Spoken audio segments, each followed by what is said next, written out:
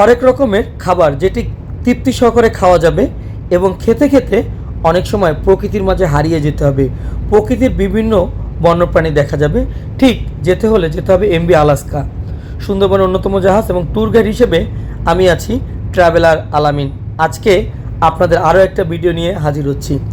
এটি ছিল আলাস্কা শিপের আরেকটি ট্যুর, যেটি আমরা জানুয়ারি মাসে করা হয়েছিল। 23, 24, 25 জানুয়ারির এই ট্যুরটি আমরা খুব সকালে গেস্টদের উঠাই। আর যদি এটা প্যাকেজ ট্যুর ছিল, প্যাকেজ ট্যুর বলতে 2 জন 1 জন 4 জন যারা আসতে চায় তারা এই প্যাকেজ ট্যুরে বিভিন্ন এজেন্সির মাধ্যমে আসতে পারে। যদিও ট্যুরটি অ্যারেঞ্জার করেছিল এমবি আলাস্কা, আলাস্কার ফেসবুক পেজ এমবি আলাস্কা। তো এই ট্যুরটা আমরা খুব সকালে গেস্টদের উঠিয়ে আমরা খাওয়া দাওয়া করে লাঞ্চের আগে চলে যাই আন্দারমানিক, এবং আন্দারমানিক এই রুটের প্রথম স্পট যেখানে বেশি সুন্দরী গাছ দেখা যায় সুন্দরবনের।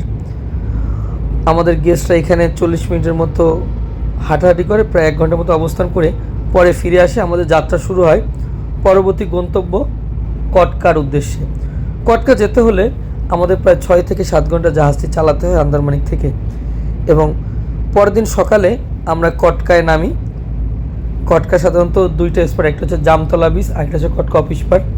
এই ট্রিপে আমরা কটকা অফিস পার্কটাতে আগে নামি, কারণ জামতলা বিচে ভাটার কারণে একটু গ্যাদারিং হয়ে যায় এবং অনেকেই বোট ট্রিপ করতে চায়। যারা হাঁটবে না তাদের আমরা বোট ট্রিপের ব্যবস্থা করে দিই, এবং কটকা দেখে জামতলা যাই, ক্যানেলের মধ্যে আমরা বোট ট্রিপ দেই, যেটি টুরিস্টের কাছে খুব পছন্দের। এবং এরপরে চলে যাই জামতলা বিচের দিকে। 3 কিলো পথ হেঁটে যেতে হয় এই বিচে যেতে হলে, এবং সূর্য ওঠার দৃশ্যটা খুব ভালো পাওয়া যায় এই স্পটটিতে। এখানে কিন্তু টাইগার পয়েন্ট, এবং আজকে ওয়েদারটা যে এত জোশ ছিল যে মনে হচ্ছে আমি দেশের বাইরে চলে আসছি। সূর্য এবং কুয়াশা সব মিলিয়ে দারুণ একটা ওয়েদার, সবাই খুব এনজয় করছিল। এবং যাওয়ার সময় হরিণের খাওয়া গাছগুলো এনজয় করছিল, এবং ফিরে এসে যাত্রা শুরু হয় হিরন পয়েন্টের দিকে। হিরন পয়েন্ট যেতে যেতে আমরা 3 কোনা নামক আইল্যান্ডে যখন পৌঁছাই, সবাই 2 সাইডে উকি দিয়ে বাঘ মামাকে খুঁজছিল, এই বুঝি বাঘের দেখা মেলে, এই বুঝি বাঘের দেখা মেলে। কিন্তু কিছু বানর হরিণ আমরা দেখতে পাই 3 কোনা আইল্যান্ড। এই চরটি এমন ত্রিভুজ আকৃতির, অনেকটা 3 কোনার মতো, এবং এই জাহাজের পিছনে যে সুইমিং পুলটা আছে এইটা ওয়াও। আর আপনি যদি এই জঙ্গলের মধ্যে গোসল করার ছবি বা ভিডিও করেন, যে সুন্দর আসবে, আসলে না করলে বা না দেখলে বুঝতে পারবেন না। এরপরে আমরা চলে যাই হিরন পয়েন্ট। যেহেতু লাঞ্চের আগে আমরা হিরন পয়েন্ট পৌঁছাই, এবং হিরন পয়েন্ট ঘুরে এসে আমরা দুপুরের খাবার গ্রহণ করব। সবার প্রস্তুতিটা এমনই ছিল, এবং বারবার আমি অ্যানাউন্সমেন্ট করছিলাম যে প্রয়োজনে আরও একবার চা বিস্কুট খেয়ে নিন, কারণ খাইয়ে দিয়ে হাঁটাটা আমাদের জন্য কষ্টসাধ্য। আমরা হিরন পয়েন্টে সবাইকে নামানোর চেষ্টা করি। আমরা কাঠের সিঁড়ি দিয়ে দিই যেন ট্রলার থেকে সহজেই তারা নামতে পারে।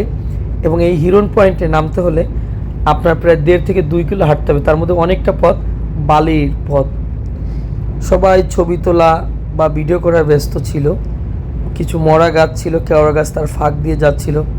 দৃশ্যটা আসলে মনে হচ্ছিল যে আমরা কোনো প্রাইভেট বিচের ভিতর দিয়ে যাচ্ছিলাম। সবাই এটাকে এনজয় করছিল, এবং দেখতেছিলাম এই সুযোগে সাইডে এক কাপল, ওয়াও, তারা মনে হচ্ছে পুরো প্রাইভেট বিচের ফিল নিচ্ছিল, একদম ড্যান্সে মগ্ন, প্রকৃতির মাঝে হারিয়ে গিয়েছিল তারা। যাই হোক, আমাদের সামনের দিকে যেতে হবে। যেতে যেতে এখানে যে টাওয়ার আছে, টাওয়ারে এখানে চলে আসি, যেটি আগুন টাওয়ার নামে পরিচিত। এবার হাঁটতে হবে গরন বাগানের ভিতর দিয়ে। এই গরন বাগানের ভিতরে যখন তখন বাঘ মামার দেখা মিলতে পারে, এবং আমি এখানে আমাদের সকল গেস্টকে কভার করার চেষ্টা করি, জানো, ভিডিওটা দেখে কারো কষ্ট না হয় যে আমাকে কেন আলামিন তুমি নাওনি। এবং সবাই দেখে আমাকে উৎসাহ দিচ্ছিল, এবং অনেকে হয়তো ভিডিও দেখেছিল, অনেকে এনজয় করছিল হিরন পয়েন্টটি। এবং আসলে আমাদের গেস্টগুলো সবসময় অনেক ভালো গেস্ট পাই আমরা, যারা সবসময় আমাদের ট্যুরে সাপোর্ট দিয়ে আসে। ও আলাস্কা জাহাজটি জুই শিপিং লাইন এবং ট্যুরিজমের একটি শিপ, এবং সকলকে নিয়ে আমাদের এই যাত্রা। আমরা আস্তে আস্তে সামনের দিকে অগ্রসর হচ্ছিলাম। এরপরে হিরন পয়েন্টের পুকুর পাড়ে চলে আসে, যেটা মিঠা পানির পুকুর। স্থানীয় ফরেস্টের লোকজন এই পানি খায়, জেলে বাওয়ালি অনেকে এই পানিটা খাবার কাজে ব্যবহার করে। এবং আসার ফাঁকে অনেক বক দেখতে পাচ্ছিলাম, হিরন টাইপের বক, যেটি হেরন বক নামে পরিচিত। এবং এরপরে সবাই ডাইনিংয়ে যাওয়ার আগে রিসেপশন দিয়ে ভিতরে যাচ্ছিল, সবাই এনজয় করছিল এবং লাইফ জ্যাকেটগুলো আবার যে যার মতো রুমে নিয়ে যাচ্ছিল, যাতে পরবর্তী স্পটে নামার ক্ষেত্রে তারা লাইফ জ্যাকেটটি আবারও ব্যবহার করতে পারে।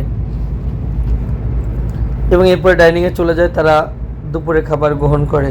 প্রচুর ক্ষুধার্ত তারা, কারণ এই দুপুরে খাবার খেয়ে আবার নামতে হবে দুবলাচরক নামক সি বিচটিতে, যেটি খুবই জনপ্রিয় এবং শুটকি পল্লী। এখান থেকে আপনি বিভিন্ন ধরনের শুটকি ক্রয় করতে পারবেন। এবং আমরা ঠিক বিকেল টাইমে চলে যাই তার আগেই, তবে আমরা একটু খেয়ে দিয়ে ছোটো একটু রেস্ট নিয়ে সূর্য ডোবা দেখার জন্য দুবলাচরে চলে যাই সকলকে নিয়ে। এবং এখানে ভাটা থাকার কারণে কিছুটা পানিতে নামা লাগে এবং সবাই এটা নেমেও এনজয় করছিল। দুবলাচর একটি জনপ্রিয় জায়গা, যদিও আমরা আলোরকুল এরিয়াতে বেশি নামাই দুবলাচরে, এবং এখান থেকে শুটকি ক্রয় করে কেউ বা সূর্য ডোবা দেখে, কেউ বা এখানে লোকাল যে মার্কেট আছে নিউ মার্কেটটি ভিজিট করতে চলে যায়। এই নিউ মার্কেটটি এখানে একটা জনপ্রিয় মার্কেট।